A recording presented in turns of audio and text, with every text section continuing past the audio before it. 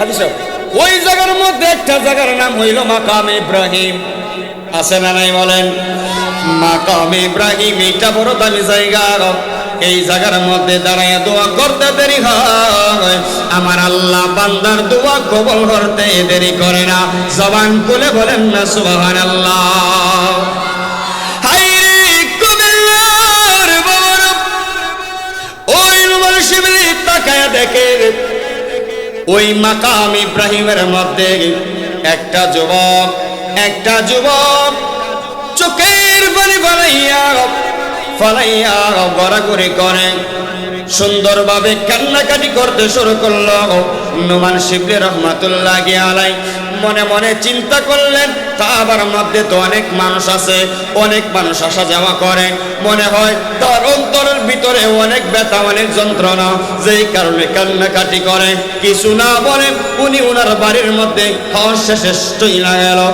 আবার দ্বিতীয়বার আল্লামা নুমান শিবলি রহমাতুল্লাহি আলাইহি হজ করার জন্য আবার কাবার মধ্যে চলে গেলেন। দ্বিতীয়বারের মতো যাইয়া দেখে যে যুবকটা গত বছর ছিল, এই যুবকটা এই বছর মাকাম ইব্রাহিমের মধ্যে পরে পরে বিনয়া কান্দে জোরে বলেন না আল্লাহু আকবার। ওই যুবকটা বিনয়া কান্দে। ওই যুবকের দিকে তাকাইয়া দেখে ওনার দুইটা হাত নাই, দুইটা পাও নাই, চক্ষু নাই। এবার নুমান শিবলি রহমাতুল্লাহি আলাইহি কিছু বললেন না। আমার কথা বুঝেন আপনারা? আপনারা বুঝতেছেন? আলহামদুলিল্লাহ বলেন। 2 বছর হজ করার জন্য গেলেন। ওই নুমান শিবলি কিছু বলে নাই। অনেক যন্ত্রণা থাকতে পারে, অনেক ব্যথা থাকতে পারে, কাবার মধ্যে গেলে চোখে পানি আসে কি আসে না? যেরকম আসে কি আসে না? আমার যুবক ভাইরা লক্ষ্য করতে হবে। এবার ওই নুমান শিবলি এই বছর কিছু বলে নাই, একটানা 4 বার গেলেন হজ করার জন্য। মারহাবা বলেন। 4 বছর একটানা হজ করার জন্য ওই নুমান শিবলি কাবার মধ্যে চলে গেলে 4 বছর ধরে যুবকটা কান্দে। পরের বছর আবার গেলেন, জোরে বলেন কয় বছর হলো? 5 বছর হইল। এবার নুমান ডাক দিয়া মনে মনে চিন্তা করে, হাই রে ওই যুবকটা কেন কান্দে? একটা যুবকের যদি যন্ত্রণা থাকে, এত যন্ত্রণা তো থাকার কথা না। একটানা 5 বছর পরে পরে মাকাম ইব্রাহিমের মধ্যে পয়রা কান্দে। জিজ্ঞেস করার প্রয়োজন, কোন কারণে ওই যুবকটা কান্নাকাটি করে? জোরে বলেন ঠিক না বেটি? কোন কারণে যুবকটা কান্দে একটু জানার দরকার। ওই নুমান শিবলি ওই যুবকের কাছে যাইয়া ডাক দিয়া বলেন, যুবক তুমি কিসের কারণ কান্দো রে বাবা? আমি জানতে চাই। ওই যুবকটা চৌকে দেখে না, যার হাত নাই, যার পাও নাই। ওই যুবকটা ডাক দিয়া বলেন, হুজুর, ও গো হুজুর আপনি কে? কত মানুষ মক্কায় আসে, একটু মনোযোগ, কত মানুষ মক্কায় আসে গো হুজুর, কত মানুষ মদিনায় যায়, এখন পর্যন্ত আল্লাহর কোন বান্দা আমাকে জিজ্ঞেস করে নাই কিসের জন্য কান্দি গো? আপনি কে? আপনি আমায় জিজ্ঞেস করলেন আমি কান্দি কেন? আপনি কে? এবার নুমান শিবলি তার পরিচয় দিতে শুরু করলেন। আমি কইলাম নুমান শিবলি। এবার ওই যুবকটা বলেন, আপনার নাম বড় শুনেছি, এই জামানার সবচাইতে বড় আল্লাহর ওলি আপনি, জবান খুলে বলবেন নাকি সুবহানাল্লাহ? আমি প্রথমেই বলেছি আমার এক্সট্রা কথা বলার সুযোগ নাই, যেই কারণে সময়টা আমার জন্য এখন খুবই মূল্যবান, যে কারণে আমি ফাও কথা এক্সট্রা কথা বলে সময় কাটাতে চায় না। আলহামদুলিল্লাহ, যারা বসবেন শুনবেন আশা করি উপকারে আসবে। আলহামদুলিল্লাহ বলেন। আপনাদের শোনাই, আপনাদের এখানে পাশের বাজার আছে না নাই?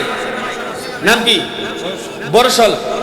বরিশাল বাজারে যদি দেখেন অপরিচিত একটা লোক একটানা 5 দিন ধরে বৈশাখ কান্দে, আপনি জিজ্ঞেস করবেন না যে ভাই আপনি কান্দেন কেন, আপনার বাড়ি কোথায়, কিসের কারণে কাঁদেন, জিজ্ঞেস করবেন না?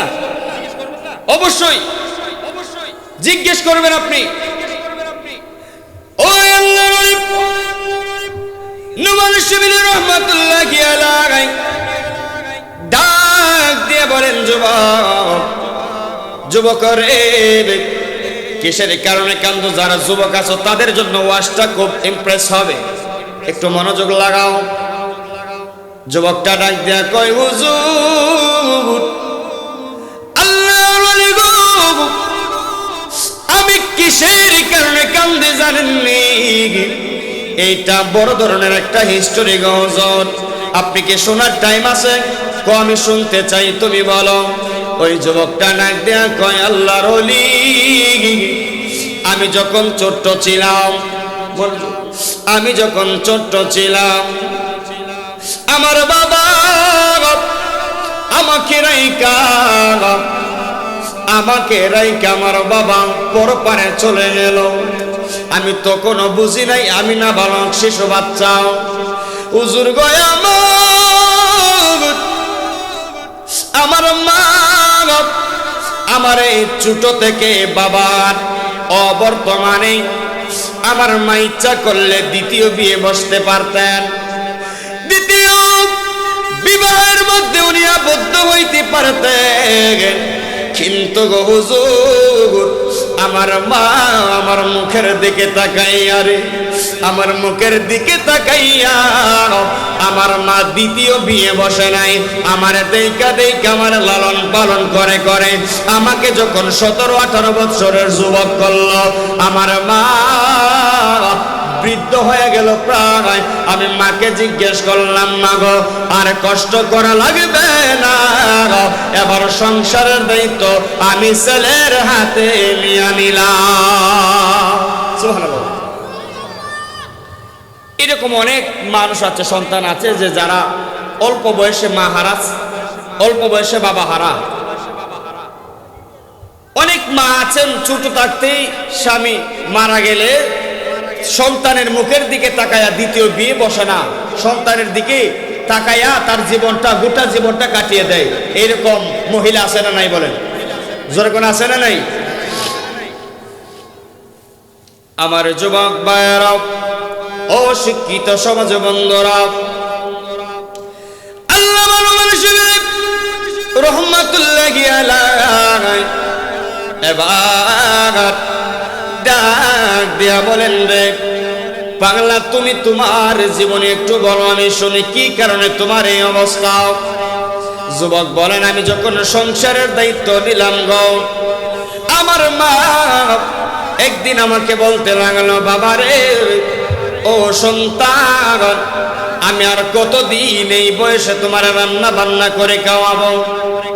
বাবারি, একটা বিয়ে করার প্রয়োজন, একটা বিয়ে করো। আমার শেষ বেলা ইচ্ছা তোমার বউয়ের হাতের রান্নাকে যেন আমি মরতে পারি, এইরকম আশা, এইরকম ওসিয়ত অনেক মা বাপের আছে না নাই? জোরে বলেন আছে না নাই? ওসিয়ত, ওসিয়তের আগেই অনেক সন্তান মা বাবাকে না জানিয়া কাজ শেষ আছে না, বিয়ে করে ফেলে। বিয়ে করে এসে মা বাবার সামনে দাঁড়িয়ে বলে, আমরা তো বিবাহিত, আমি তো বিয়ে করে ফেলছি। মাও জানে না, ফ্যামিলির কেউ জানে না, মেয়ের মা বাবাও জানে না, ছেলের মা বাবাও জানে না। আমরা গ্রামের ভাষায় এটাকে বলি যে ভাগ্যা বিয়া করছে। কি বিয়ে? ভাগ্যা বিয়া করছে। ও মিয়া, শুনাই সারের বাবা, যুবক, তুমি একটা জিনিস যদি খেয়াল রাখো, ওয়াজ বেশি লম্বা লাগে না। ওয়াজ বেশি লম্বা করলেই যে ওয়াজের মতো ওয়াজ হবে এমন না, কথার মতো কথা একটা যদি আমলে নেন, এটাই আপনার জীবন পরিবর্তন করার জন্য যথেষ্ট। ঠিক না বেঠিক বলেন? যুবক, একটু খেয়াল করবেন, আপনার পিছনে আপনার মা বাবা, কারণ 17, 18, 20 বছরের আগে তো বিয়ে করে না, নাকি? বিয়ে করে না।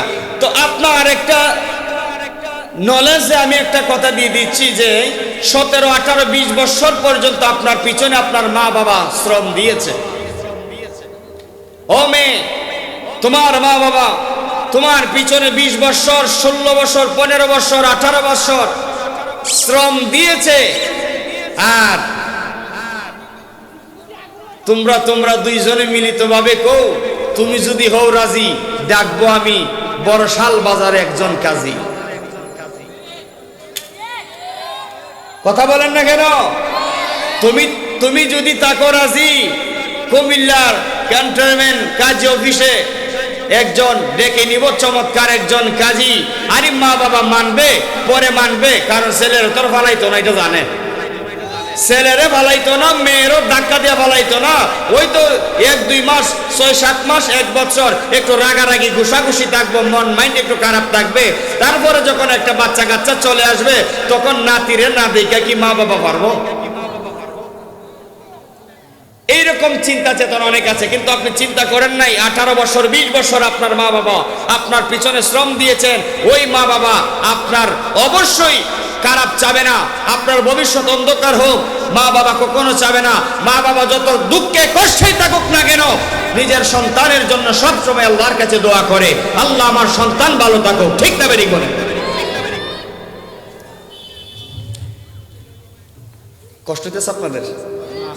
আমার কথা বুঝতে অসুবিধা হচ্ছে না? আমার যুবক ভাইরা, ওই যুবকটা ডাক দিয়ে বলে, ও গো আল্লাহর ওলি, আমার মা বলল বাবারে বিয়ে করার দরকার। আমি মাকে জবাব দিলাম, মা তোমার যেমন মেয়ে পছন্দ তুমি পছন্দ করলেই ভালো, আমার করার দরকার নাই, তুমি পছন্দ কইরা বিয়ে করাও। হুজুর, আমার মা একজন মেয়ে দেখে আমাকে বিয়ের পিড়িতে বসায়া দিল। বিয়ের কাজ সম্পন্ন হলো, বিয়ে হয়ে গেল। কিন্তু গো হুজুর, আমি জানতাম না জাতার মায়ে খালা বালা, নদীর জল গোলাও বালা। কথা কয় না? আরে জাতের মেয়ে কালাও ভালো, নদীর জল গোলাও ভালো। জাতের মেয়ে যদি আপনার কপালে না জুটে, তাহলে জীবনটা সংসারটা বরবাদ হয়ে যাবে রে। আর যদি জাতের মেয়ে পরে, ওই মেয়েটা যদি দেখতে কালো হয়, তার আচার চরিত্র যদি চমৎকার হয়, সে যদি পর্দাওয়ালা হয়, নামাজি হয়, আল্লাহওয়ালা হয়, রাবিয়া বসরির মতো দুনিয়াতে থেকে জান্নাতি খাবার খাইতে পারবো। সুবহানাল্লাহ বলে।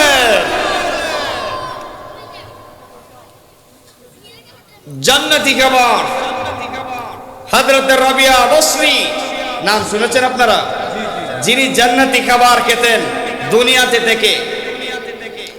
ওই রাবিয়া বসরির অনেক কাহিনী আমরা শুনেছি। দেখতে কিন্তু ওই রকম সুন্দর ছিল না।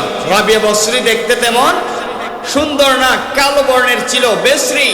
কিন্তু আল্লাহ পাক তার মর্যাদা এমন অধিক বাড়িয়ে দিয়েছে, বিশ্বের ইতিহাসে প্রত্যেকটা মানুষ ইতিহাস টানতে গেলে, মেয়েদের কথা বলতে গেলেই, চরিত্রবান নারীদের কথা আসলেই হযরত রাবিয়া বসরির কথা চলে আসে। জোরে বলেন ঠিক না বেঠিক?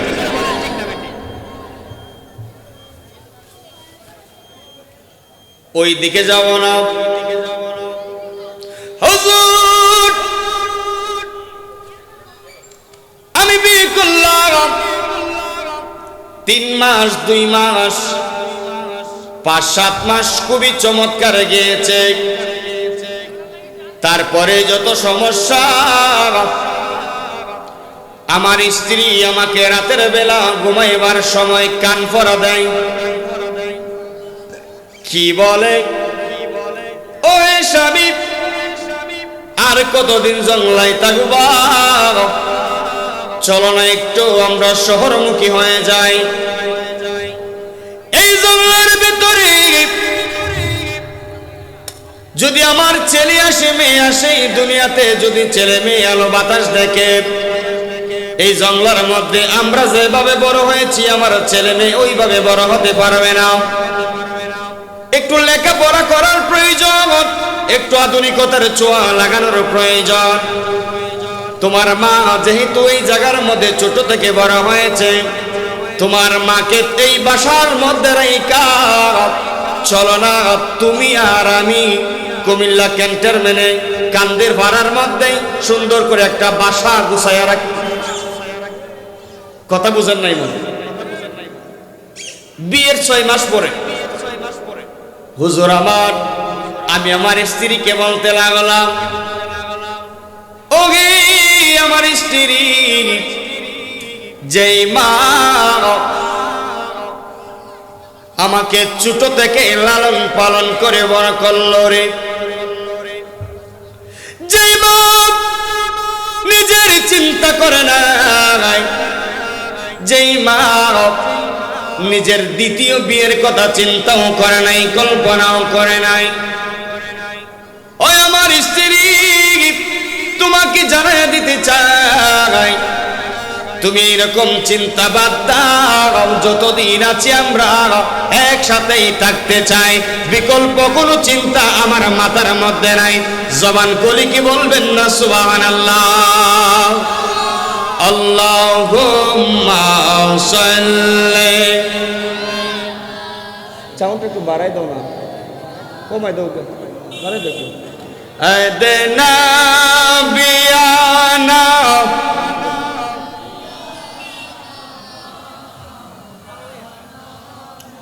কি আপনারা সবাই দূরত পড়লে কি গুনাহ হবে নাকি? একটু সবাই পড়েন না যারা আছেন। আল্লাহুম্মা সাল্লি আলা সাইয়্যিদিনা বিয়ানা শাম লানা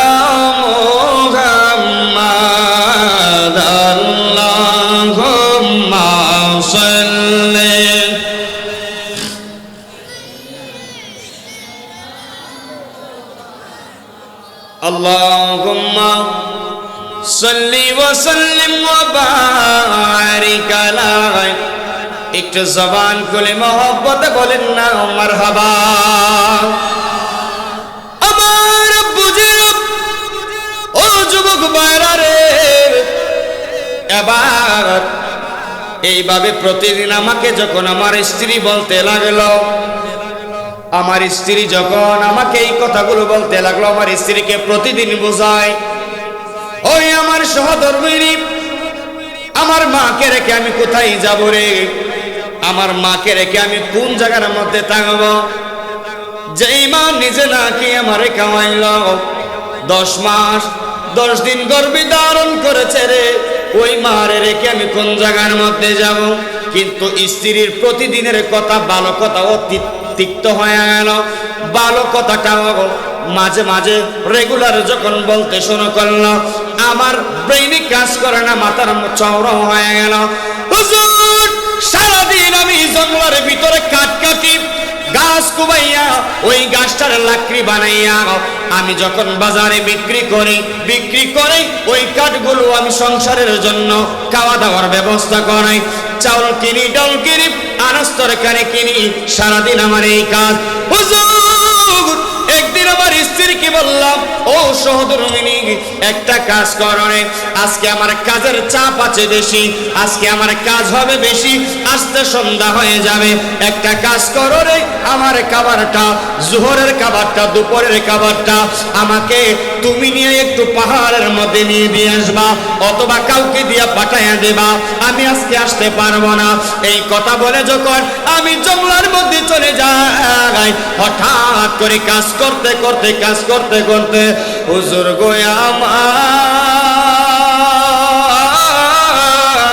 আমার কাজগুলো করতে করতে হঠাৎ করে শুনি জোহরের আজান হয়ে গেল। মারহাবা গো, জোহরের আজান হবে। আমি ওযু বানাইয়া গামছা ব্যবহার করে যাই নামাজ বানাইলাম গামছাকে। হুজুর গো আমার আমি নামাজ পড়লাম জোহরের। নামাজ পড়ে আমি এইভাবে চাদরের উপরে বসলাম, গামছার উপরে বসলাম, কারার জন্য অপেক্ষা করলাম। কিন্তু আমি যতই অপেক্ষা করি, অপেক্ষার সময় চলে যায়, কিন্তু খাবার আসে না। খাবার আপনাদের এলাকায় কি কৃষি কাজ করেন আপনারা? এটা তো জমিন নাকি? কৃষির জমিন না? কৃষির জমিন। আচ্ছা, যারা কৃষি কাজ করে, যে ধান রোপণ করে জমিতে যারা কাজ করে, অনেক সময় কাজের চাপ বেশি থাকলে বাড়ির মধ্যে বলে, এই শুনছো, আমি আজকে আসতে পারবো না, কাজ আছে বেশি, একটা কাজ করো, আমার ছেলের দিয়ে অথবা তুমি নিজে টিফিন বাটিতে করে অল্প ভাত নিয়ে নিও, আমি ওই ক্ষেতের লাইনের মধ্যে বসে খাবো। এরকম আছে না নাই বলেন? যেরকম আছে না নাই? হুজুর, আমি আমার স্ত্রীকে, আমার ওয়াইফকে বললাম খাবারটা যেন পৌঁছায় দেয় জঙ্গলে, কিন্তু জোহরের ওয়াক্ত হয়ে গেল, খাবারের টাইম শেষ। কানা কথা বলেন, কানা। ভাবাকে তোমরা কাবা জানিও, মদিনা জানিও, মাকে যদি গো তারা বেঁচে থাকে। ভাবাকে তোমরা কাবা জানিও, মদিনা জানিও, মাকে যদি গো তারা বেঁচে থাকে। আমি সেবিতে পারি না, আমি সেবিতে পারি না, সেবিও আমার উম্মত করিও আমার উম্মত, ও করিও আমার উম্মত। হুজুর গো, আমার একটু মনটা একটু নরম করে বসেন বাবা, কেউ হুলাহুলি কথা বলবেন না। আমি যখন খাবারের অপেক্ষায় করতে লাগলাম, খাবার যায় নাই, আসরের ওয়াক্ত হয়ে গেল, মাগরিব হয়ে গেল গো হুজুর, খাবার নাই, খাবার নাই। এখন আপনাদের কাছে জানতে চাই, দুপুরের বেলায় খাবারের যে মনমাই, যে দুপুরের যে খাবারের যে খিদা লাগে, অন্যান্য ওয়াক্তের মধ্যে কিন্তু এইরকম ক্ষুধা লাগে না। জোহরের ওয়াক্তের মধ্যে খাবারের খিদা বেশি লাগে। কথা বলেন ঠিক না বেটি?